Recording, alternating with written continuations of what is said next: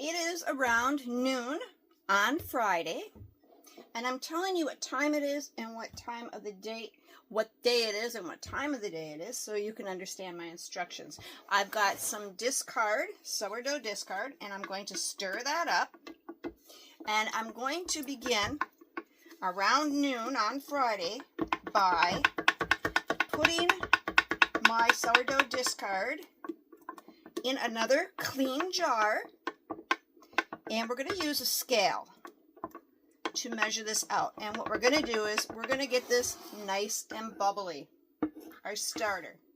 And how we're going to do that, we're going to take a clean jar. I've got my scale here. I'm going to zero it out. All right, and now I'm going to pour in about, for my recipe, I need about 227 grams approximately for this recipe. So I'm going to put more than necessary. I always do. I like to have a lot of starter on hand. So I'm going to put in about 100 grams, whatever I get into this jar, without it going over by too much. Okay. It's always too much. I've got 114 grams. Now I'm going to zero this out, and I'm going to put in 114 grams, the same amount of water, and 114 grams of flour. All right. Now I could have added the water and the flour to this jar, and I'm not going to just because. So I need 114 grams. So I'm using a nice clean jar, and I'm going to measure out 114 grams. The reason I'm not adding it to my jar is because I always overdo it, and it's kind of hard to scoop it out, especially the water, once you've got flour and sourdough mixture in there. And we're almost there. 117. Will that matter? No, but I'm just going to scoop it out. And 115, and I'll get rid of this. And that's pretty darn close. So 115, I'm going to add it to my starter. I'm going to zero my scale out again. And I'm going to do 114 grams of flour.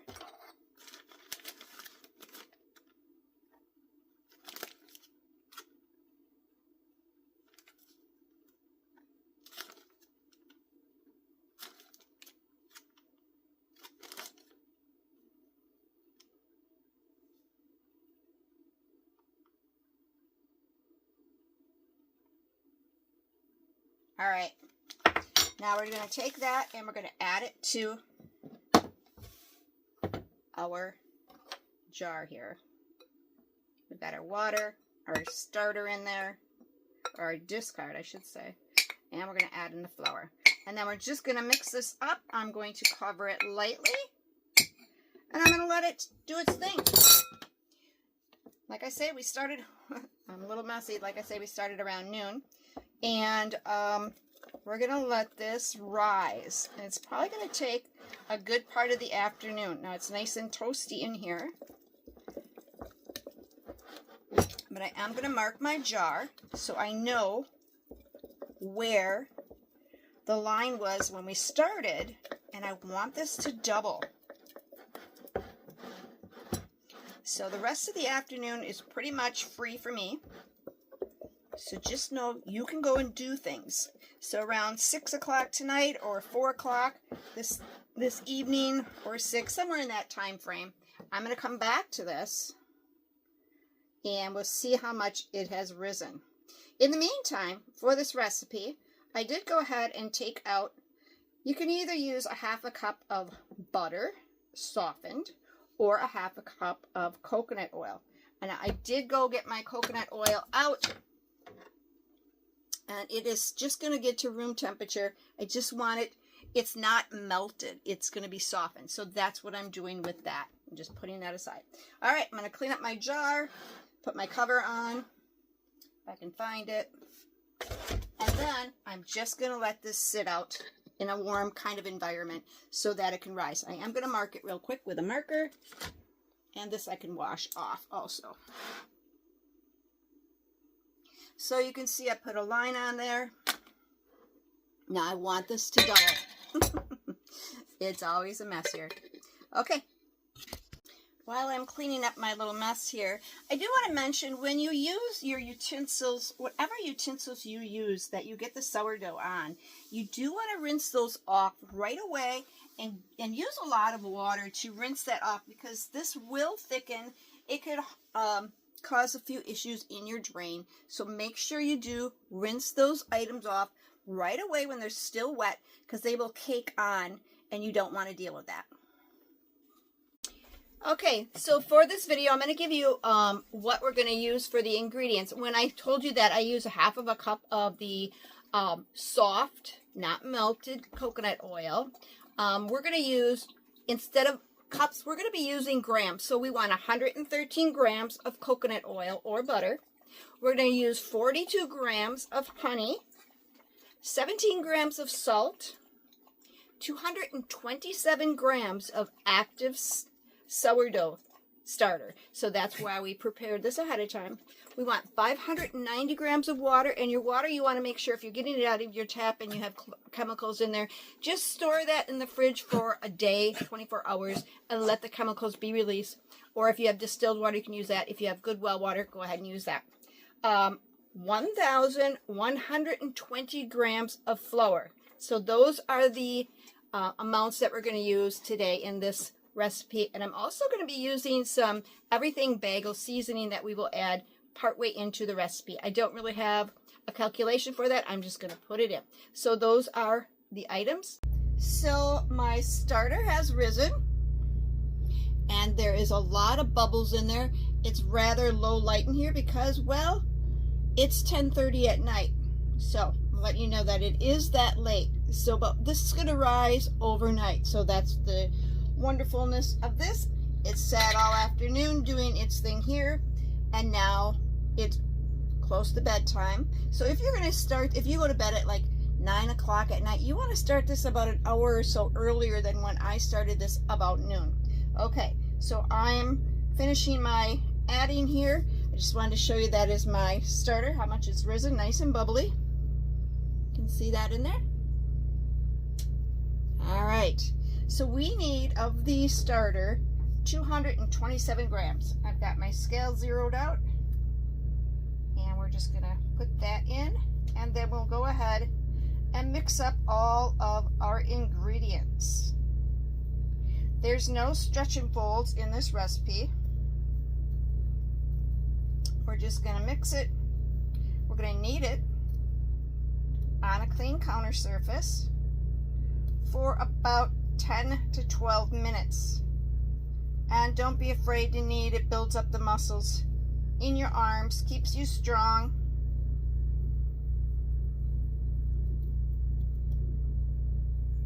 Okay, we got one more than needed, but it's fine. So into our bowl, got a nice large bowl, wipe it out a little bit, and we're going to add that half, but it's not a half a cup, it is, but it isn't. It's in grams. So 113 grams of softened coconut oil. You know, it's solid. It's not melted. Then we've got some honey. This is 42 grams of honey. I stuck my finger in the coconut oil before I poured the honey in here so that this comes out nice and easy. It doesn't stick to the surface is what I'm trying to say. All right, get all that goodness out of there. And I've got 17 grams of salt. We got our 227 grams of starter.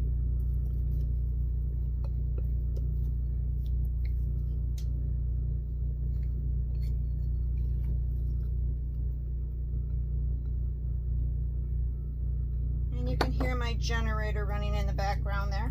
It's gonna mush that up. For our water, we have 590 grams of water. And our flour is 1,120 grams of flour. I'm going to stir this up a little bit inside of here so that when I add the flour, it doesn't go flying all over. We're going to add a little bit at a time. So we're going to be able to stir this part way, and then we're going to have to get our hands clean and then get them dirty and dig in and mix it up. And then we'll dump it onto the countertop once I get it cleaned up, and we will knead it. So I'll get this rest of this stirred in and we'll come right back. Alright, I've got the rest of that flour added, and we're just going to stir this in. I got my timer ready. I'm going to set that for 12 minutes.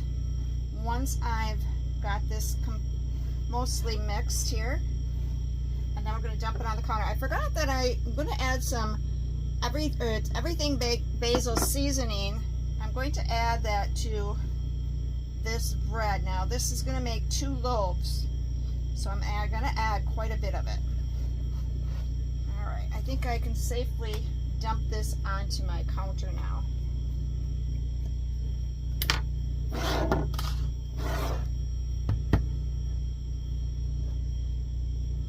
And you can see it's still wet on the bottom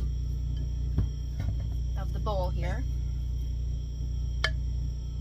And this is all wet over here on this pile. We're going to get this all mixed up by hand. Of course, I can't forget to add this in. I'm going to add this in periodically as I shape this, or mix this, I should say.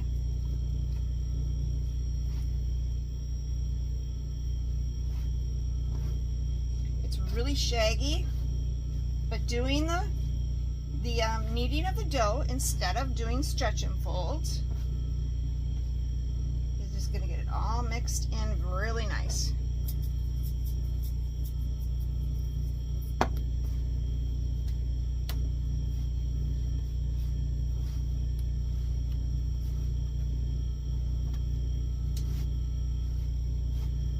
See how shaggy this is?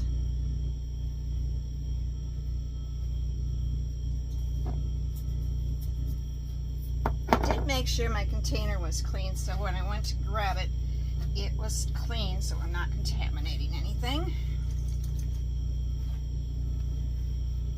And you can see the flour is coming together, not sticking to my hands so bad. At first it sticks, but then it just really comes together very nice, and everything is absorbing.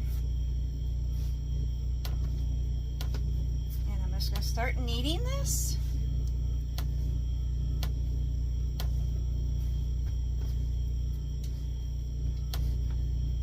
And we'll come back periodically. I'm going to start my timer. We'll come back periodically as I knead this. So you can see the difference that it changes.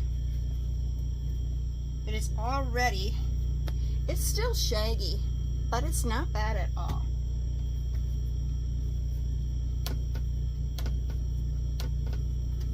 Come back in a couple minutes to show you what it looks like.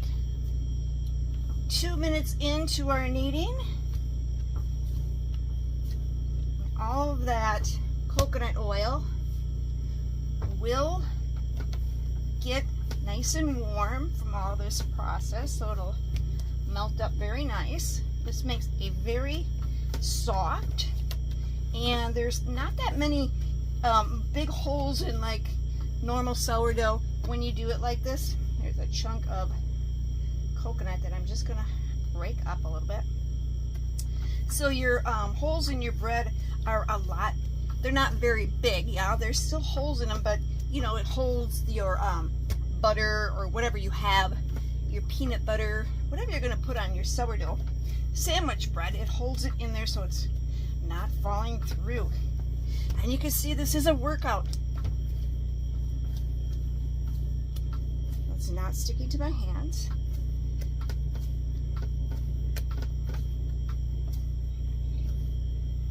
You're just pushing, turning, and we'll come back. And I have been sprinkling some more of this onto the countertop, just because I want to have a good amount in here. And just knead it right in as you go.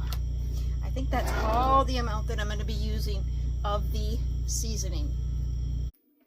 We are 10 minutes into this. So I got a couple minutes left.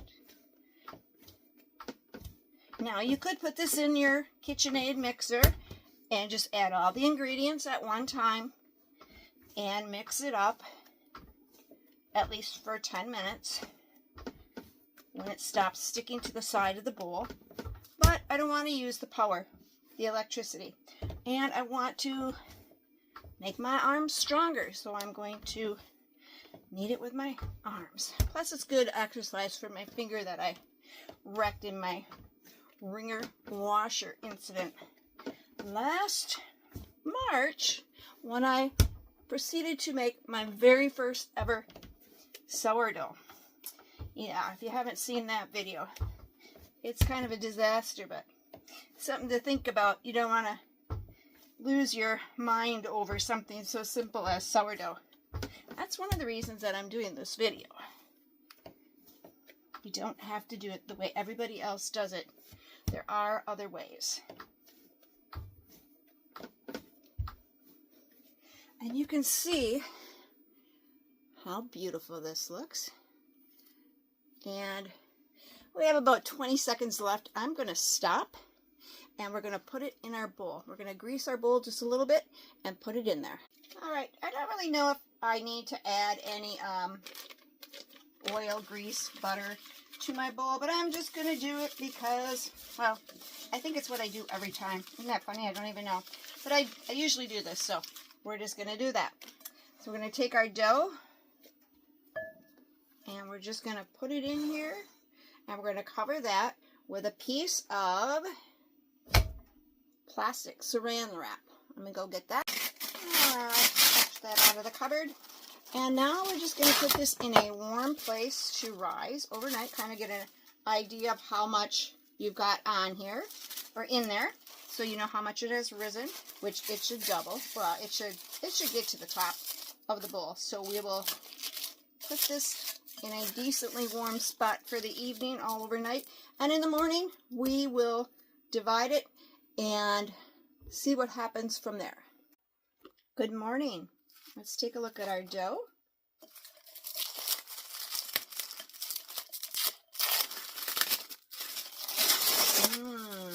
That looks very nice. So we're going to take our dough. We're going to grab, so we have on hand, we're going to need we're going to use loaf pans. Since this is going to be sandwich bread, we're going to use loaf pans. And how I'm going to do this is I'm going to put some rice, just regular rice, in the bottom of my pan. And I'm going to let it rise for the second time in here with the parchment. And the reason we're putting rice down is so that the bottom of the loaf of bread does not burn. Not that it would, but we're going to prevent it. We're going to keep it from getting really hard. I took some parchment paper, cut the ends so that this folds up nice, and that's why we're doing it like that. So those are some of the products we'll need. We'll let that rise for 2 to 4 hours, and we're going to need a bench scraper. I'm going to put an egg wash on my loaf, so we'll crack that when it's time. And the other thing I'm going to do a little bit of an experiment. The last time I made a loaf of bread, it kind of blew out at the sides. Not much, but it did open up at the sides. So one of the loaves, I'm going to score it and try to get an ear on that. Just one of the loaves, and we'll see how that works. So right now we're going to take our dough, and it doesn't come back. We're going to just put it down on the counter and take it out of the bowl. We're going to divide this into 2. Kind of see what that looks like.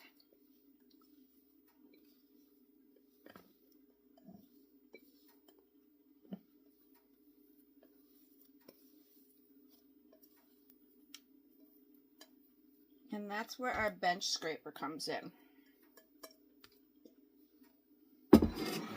So just kind of do a little bit of an even amount.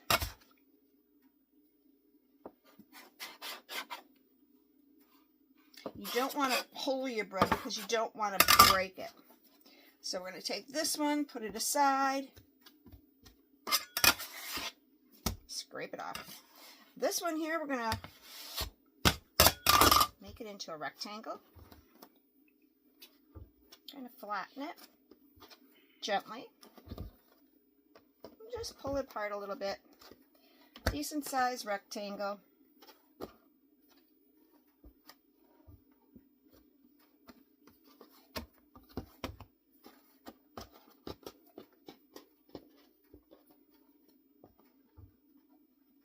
Alright, now all we're going to do is, I'm just trying to even it out more.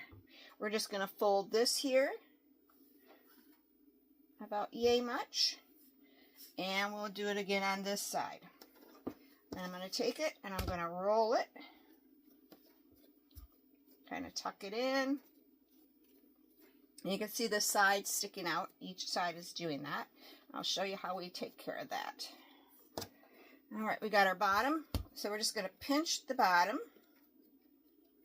so it's like sealed shut.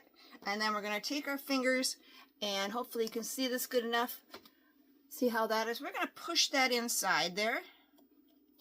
And we're just going to come around and pinch our ends like that. It sealed it up. I'll do that on the other side.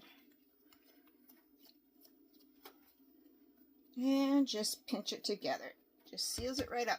We're going to take our loaf pan with the rice on the bottom, put our parchment down, because the parchment is going to be in lieu of greasing our pan, and we'll be able to lift the dough out. So we're going to take this and we're just going to set it inside here.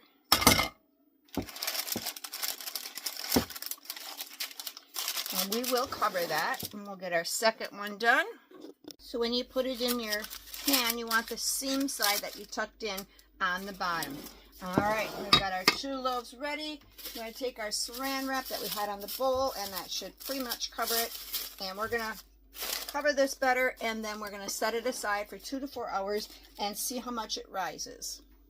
Oh, and so because I was telling you yesterday about what time I started, today it is about 8:30 in the morning. You could do this at 9, you could do this at 8. Whatever time works best for you.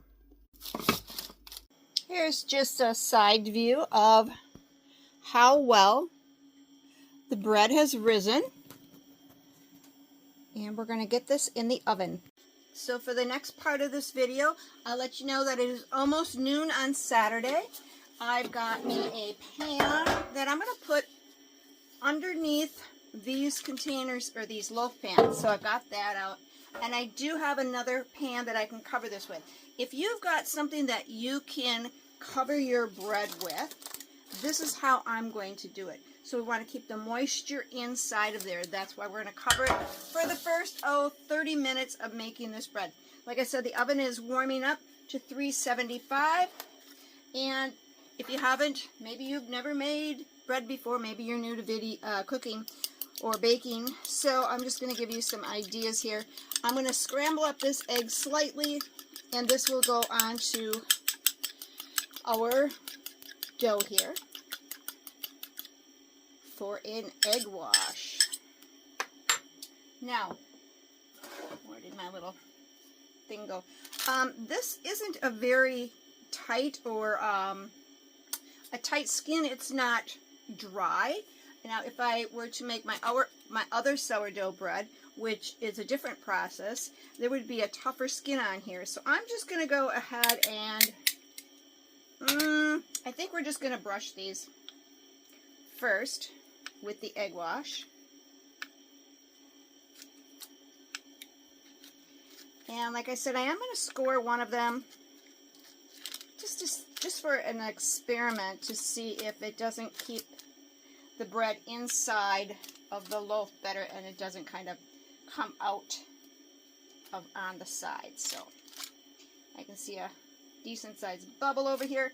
And yes, when you add the egg, you will find on the bottom of your bread after it's baked this yellow, and that's just the egg. That's good enough. So I've got my little sharp blade here, and so I'm going to cut at an angle, like a 45-degree angle. I'm just going to kind of curve it. We're going to start like here, and I don't think this is going to do what I want it to do, but we will see. Never know. So I'm cutting on an angle and I'm kind of curving it. Okay, that opened it up pretty nice. Hope you can see how much that opened up. Okay, so next, remember our rice is on the bottom of the pan and our parchment. We're going to just set these on top of the, oops, I made a mess, pan that we're going to put in the oven. And I always do this, whether it needs to be done or not is another story. I'm going to clean up my mess real quick here so I can show you better. So I'm going to add ice cubes right to my tray.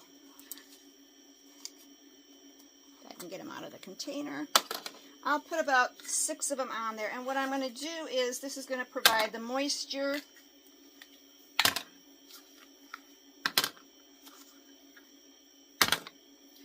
And we'll do about 6 of them.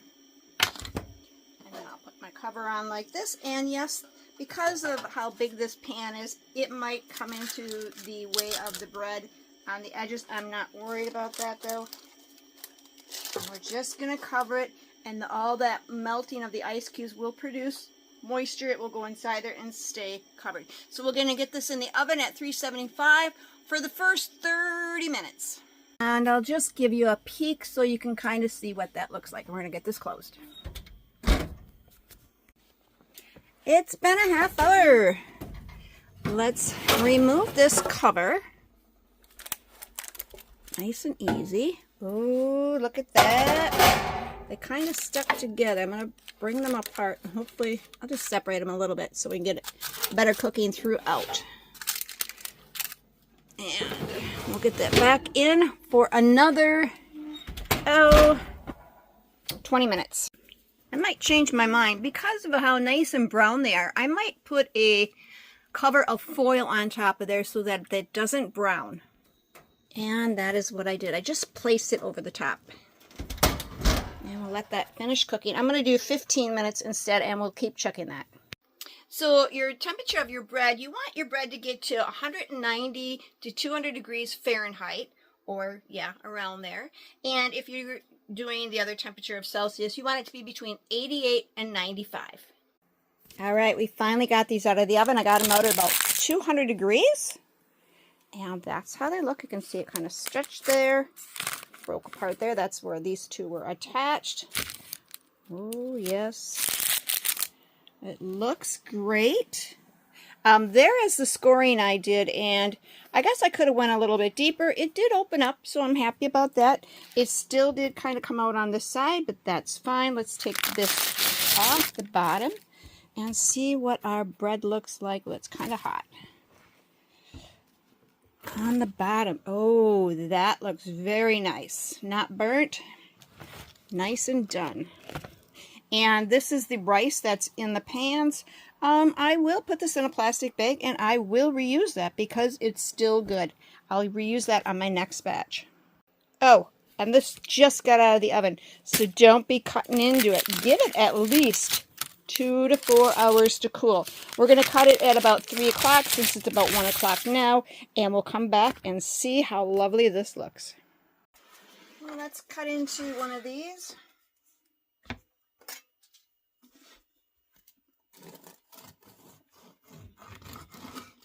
A knife that has a little edge on it like a saw works really nice. That is the end piece. Very soft, crispy on the outside.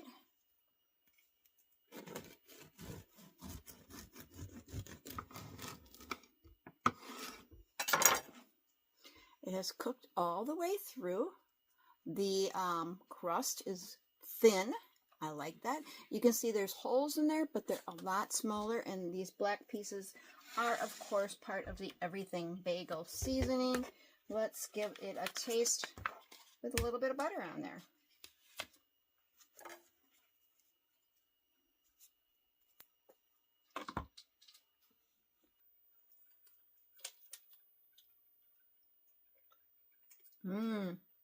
Right away you can taste that everything bagel seasoning. It's very soft, not hard on the edges or on the crust at all. Very flavorful. You can taste a little bit of the sourness, which I like.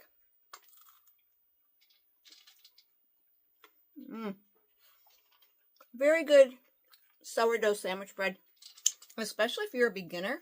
This would be a great recipe. You don't have to do all the stretch and folds, but you could save that for another time. This is a really good one. I hope you take advantage of the video I made so that you can follow along, make your own, and happy sourdough adventure to you.